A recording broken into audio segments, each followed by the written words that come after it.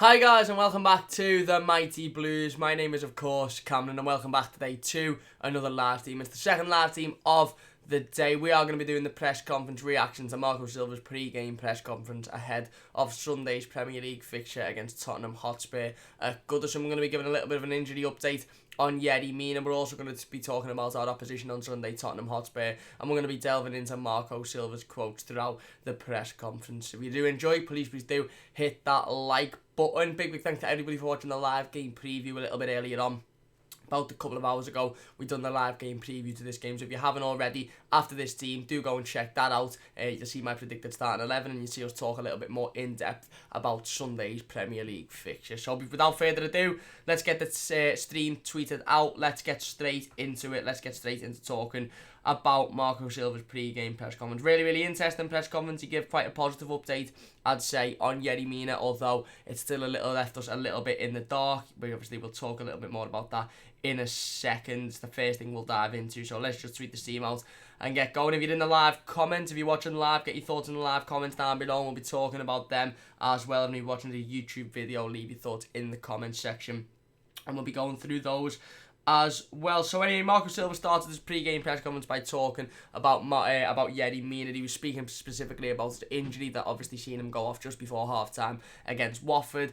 He said he's working with the team this morning. It was nothing serious. We did the normal exams after the match. Nothing serious, just a matter of having the conditions to support the pain he has. If he can do that, then he can train and possibly play. Let's see how he'll react tomorrow. So Marco Silva saying he'll have another session tomorrow. Obviously he's worked today, said he's trained with the team, and it's just about now whether he's got the conditions to be able to get over sort of the pain that he's undergoing with the injury. So for me, it pretty much states that he's still got some sort of issue because he's still feeling pain. Now it mightn't be anything serious, it might be anything that keeps him out for too long, but for me, if Mina's not 100% fit, if he's not 100% match fit and the pain and the injury is all gone, then personally I wouldn't risk throwing him straight back in, because I think you're only going to see a similar situation to one you've seen on Tuesday night against Watford, where the injury is going to come back up, he's going to feel the pain and he's going to have to come back out and drop out as well. So for me, obviously Marco Silva saying we'll see how he is again tomorrow. We're going to we've been assessing him, we've been doing the normal exams, and it's just about whether he has the conditions to get over the injury. He also says talking about Yeri, will train tomorrow and we'll see how he is. We took the risk against Watford, we didn't against Brighton. Let's see how he'll be tomorrow. So again, Marco Silva saying he was still carrying the injury for the Brighton game. We didn't take the risk, we kept him out. But however, we took the risk against Watford and it didn't pay off. He ended up the injury ended up coming back. He had to be taken off, and although it mightn't be anything serious, although it mightn't be anything that keeps him out for a sustained period of time, he's still feeling that and he's still feeling pain with that injury. So we don't really want to rush him straight back in and then him have to come off halfway through the game like he did on Tuesday night, because he's still feeling that pain. David says he only ruled out Bernard and JP, so who knows, though I think Mina won't be starting. Exactly, he did. We'll talk about that in a second. Matty Lad Gaming and many more says, "Hiya lad, go on Man City tomorrow with a mate." Hi Matty, I hope you're doing well. Very good. Good stuff to hear that you're going. Nick EFC Mort says, "Hello mate, how's it going?" I'm not too bad, mate. Nick, I hope you're doing well yourself. So then, like David says there, Marco Silva was asked about injuries, and in terms of obviously is there any other injuries other than the long-term injuries that we know of, and he said we have to wait a little bit more time for Bernard and Jean-Philippe Kabama, but there's no other injuries and everything is still the same. So again, he was asked directly about the starting 11 for the Watford game, comparing it to the starting 11 that he'll go with on Sunday. He was asked whether he'll play the same team. He was asked what the difference is in both games. Marco Silva said, different games. When we decided the XI or 11 for Watford, we thought that was the best 11. We have to manage the situation. We achieved the main thing, which was the win. The second half, we had a good performance and we deserved the win. So again, Marco Silva there sort of understanding that the first half was nowhere near good enough, that the first half was really poor, and saying, the second half was a lot better. We went out there and we achieved the win, but obviously he's sort of hinting at the fact that he wasn't impressed with the first half, and maybe that's going to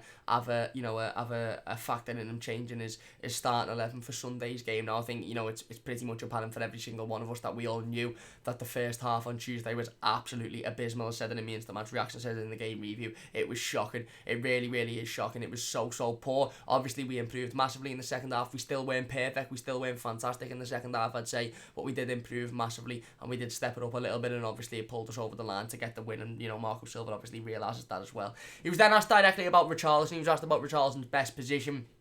He was put a direct stat to him saying that, pretty much all of Richarlison's goals, or at least a large majority of Richarlison's goals, have come from playing from the left-hand side, so on the left wing, left midfield.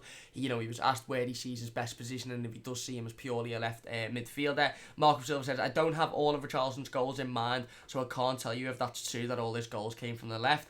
He's a player that can feel and smell a goal if he stays around the box, and he's able to play in 3 positions. So again, Marco Silva coming out and saying, listen, I don't know if what you're saying is true, that the majority of his goals have come from the left-hand side. He did say that he scored a couple against Wolves from the right-hand side. I assume he means beginning of last season, although one was from a corner, so I'm not too sure. It might have been, last season at some other point as well. But obviously saying that, he's a player that can play along the, the front 3 in any position. We've already seen him over the last 3 or 4 weeks play on the left, play on the right, and play directly through the centre. And I actually think he played really, really well when he played directly through the centre. Obviously, we know he can play well on the right, and, obviously he scored a goal from the left-hand side on Tuesday against Watford as well. So I think Marco Silva was I think the journalist wanted them to say, yeah, he's better on the left, and he's a player that we look, to be a left midfielder, for the majority of the time he'll play, unless he has to be moved due to an injury or a suspension or whatever. But, Marco Silva was quite firm in coming out and saying he thinks he can play across the 3 positions. He knows he can play well across those 3 positions, and he knows he can score from them 3 positions as well. He was then asked about Mason Holgate. He was asked a direct question about Mason Holgate, saying, listen, he was asked, if we believed Mason Holgate, knocked on Marco Silva's door at Finch Farm a couple of months ago and wanted a direct chat about his future in the football club and whether he was going to get game time. So he was asked directly about Mason Holgate and specifically his last couple of performances. He said, firstly, it was a very good moment for him. Obviously, Mason, when you score your first goal in a blue shirt, it's very important. As I say to you, he's been working very strong and well. We had the conversation. It felt like it was important for him and me to chat. And Marco Silva said it's not unusual that players will come to him and players will want to have little private conversations about their futures and about their playing times and stuff. And he said that, Mason's obviously, it was found out that Mason had done that. He come in, he sat down, we had a good conversation. He put, to Mason where he believes he can play and he can fit into the squad in the future. And Mason obviously was happy with that. He said that he's a player that, he also said, I've told him what he needs to improve, and to be fair to him, he's trying everything I ask of him. He played well the last 2 games. He's still young, but he's getting more experience. The competition is hard at centre-back. He also says he's a very different centre-back to, Michael Keane and Yerry Mina. He said he offers us something very, very different, but, he's a really, really good player. He's working hard. He's improving. He's doing what I'm telling him to do, and he's working hard on the training pitch, and his last couple of performances have shown that. He's been very impressed with his performances, Marco Silva said. He was very impressed with the fact that they could sit down, they could have that conversation, and they could work it out. And obviously, like I've said multiple times this week, I think Mason Holgate's been fantastic, especially against Watford. I thought he was man of the match for me. Yerry Mina was a contender before, obviously he was taken off, but then, Mason Holgate snatched it. I thought he was absolutely fantastic. I thought he'd done okay against Brighton as well, despite obviously the defence conceding 3 goals and it being a little bit of a, well, not a little bit, it being an absolutely embarrassing result. I actually thought Mason Holgate done okay, obviously providing the assist for Dominic Calvert-Lewin's goal as well. So yeah, Mason getting a lot of praise from Marco Silva there. Obviously, he wasn't asked directly whether he'll be in the starting 11 tomorrow, but I would assume he will be. Not tomorrow, on Sunday, sorry, but I would assume he will be. Nick says, come on you Blues. Eric says, why are we rushing him? It's not the end of the world if he doesn't play. Still think we can beat Spurs without Mina. I don't think we should rush him, I really, really don't. Max says, are you going to the game? I am going to the game, mate. Hernandez says, second team of the day, well done, thank you very much. Would you risk Mina for the match? Can't really see a better alternative. Can't imagine if Mina gets hurt, that sub won't hurt us. Yeah, listen, I personally wouldn't risk Yerry Mina if he's not 100% fit, and I've said this previously about, multiple Everton players, whether it's Yerry Mina, whether it's Richarlison, whether it's Bernard. If the players aren't 100% fit to play the game and they're not 100% match fit and they're not injury free, and by injury free I don't mean they're shaking off an injury or they're coming towards the back end of an injury. I mean they're absolutely injury free, they're not feeling any pain and they've got no problems. Marco Silva's coming out now and saying, Yerry Mina still is feeling pain, and it's just about whether he can work through that pain and he can, have the correct situations to get him through that. So for me, I wouldn't risk him until he's 100% match fit, because I think what we're going to fall into doing is continuously putting him in when he's only half fit or when he's only 75% fit, and then him having to be brought off because those injuries keep resurfacing like we've seen on Tuesday night. Nick says Sidibe in for me and Keane up top with Walcott out wide. Fair enough. I think Sidibe should definitely come back in. David says last time we beat Spurs was 2012. As long as we don't get hammered is all I'm thinking at this point. Let's hope it's nothing like the performance at Goodison Park last season against Spurs then. Salva says great news on Mina. I think he could be the difference. I agree. Hopefully if he is 100% match fit he will definitely be in the starting 11, but we'll just have to see how he gets on over the next couple of days. Sorry. David says, if Mina isn't allowed to recover, he'll be next on the long-term out list. That's something I also fear a lot. Jonathan says, hi Cam, can I message you on Twitter? Yeah, definitely drop me a DM, drop me a message, and I'll get back to it as soon as I possibly can, probably directly after the stream. So yeah, definitely drop me a message. Talbot says, Tottenham haven't won away since January. It's got a Tottenham win written all over it. We'll talk about Tottenham in just a second and their away form. Marco Silva massively talked about that in the press conference as well. David says since match travels, but yeah, we know it's coming. March, and Silva says since March. Wayne says it's backing Spurs to soften the blow. Tony says start Holgate. I agree. I think Holgate was fantastic over the last couple of games. And Nick says Holgate and Mina at the back. Holgate is the future England centre back, international centre back. Can see it happening within the year, possibly too. I think Mason and Mina put in a really, really good performance for the 40 odd minutes they were on the pitch together against Watford, and I think they look like a partnership that could really, really blossom over the next few weeks and months. It's just now a case of Yerry Mina returning to fitness and Mason Holgate being given that faith by Marco Silva really. So then Marco Silva retouched on Yerry Mina and said it's possible that he can play, obviously talking about whether he can shake off that injuries. He was then asked directly about home form and the away form. He was pretty much put that the home form is drastically better than the away form, and why is that? So he said it's tough for us to explain. It happened with Everton Football Club the last 2 seasons that our home form is completely different to the away form. We've improved away form since previous seasons and we need to continue to improve. So again, he's come out and said this multiple times in press conferences, Marco Silva. It's something that he says quite often that, well, okay, the away form still isn't great, and okay, it wasn't great last season, but it's massively improved since previous seasons. So basically sticking ex-managers on the firing block there and said, look, it's still not great, but it's better than what they done. And you know what?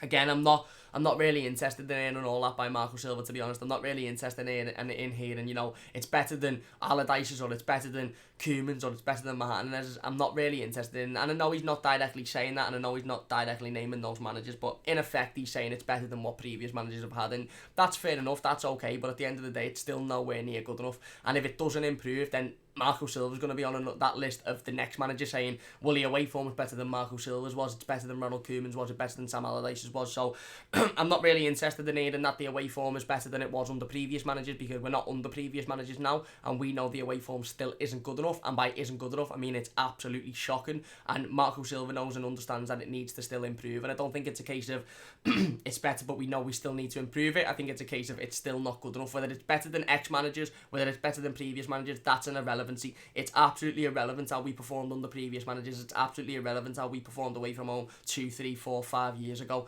What is relevant now is that it's still not good enough, and that's what Marco Silva should be coming out and saying, regardless of what ex-managers done away from home, regardless of how ex-managers play, it's still not good enough now, and it still needs to improve, and that's what we should be looking at doing. Marco Silva then went on again to further talk about the form both away from home and at home. He said, we cannot have 2 faces as a team, one face when we play at home and one when we play away. It's completely different, but now we focus on our home form. It's very good, 8 wins in the last 11 and 8 clean sheets. So Silva was directly asked about the home form, and he was directly put that only Liverpool have got better home form than Everton currently, I think, in however the last few months or something, in terms of obviously the wins at home and in terms of our performances and our clean sheets at home, and that's fair enough. I don't think any Everton fan is in disagreement that our home form has been quite good over the last few weeks and months. It's the away form that's the biggest sort of issue with us at the minute, and it's not even the fact that we can't really go away and win, or we can't really go away and get ourselves over the line. Our performances at home and away from home are completely different. They are polar opposites, and that for me is worrying. It's massively worrying that we can perform so well at home against the likes of West Ham, against the likes of Chelsea, Arsenal, United last season, but then when we play away from home against the likes of Palace, Fulham, Brighton, Burnley, Bournemouth, we just absolutely fall to bits. And for me, that's something that isn't a case of, well, it's better than it was in previous seasons. That's a case of, well, it isn't good now, so it needs to be massively, massively improved. Obviously, Marco Silva recognising that, coming out and saying, we need to massively improve the away form. But in terms of this upcoming game, it is the press conference for the Tottenham game. So he was saying, we're just going to focus on this game, and we're just going to focus on our home form for this week, because we're playing at home at the end of the day. Eric says, if we lose, do you think Silva will get the sack? I don't, mate. I don't think he'll get the sack unless we lose about 2 or 3 games on the bounce. That's just my personal thought, though. Mitchell says, who do you want in January, Cam? Not what position, what player. Feel free to answer at the end. I know it's off topic. Another centre-half. I know you said what player. I'd quite like Twanzebe from Manchester United, but I don't know whether we'll be able to sign him. And attacking, I'd have loved Tielemans before he went to Leicester. I thought he's an absolutely fantastic player. I've been saying that for years, but we're probably not going to get him.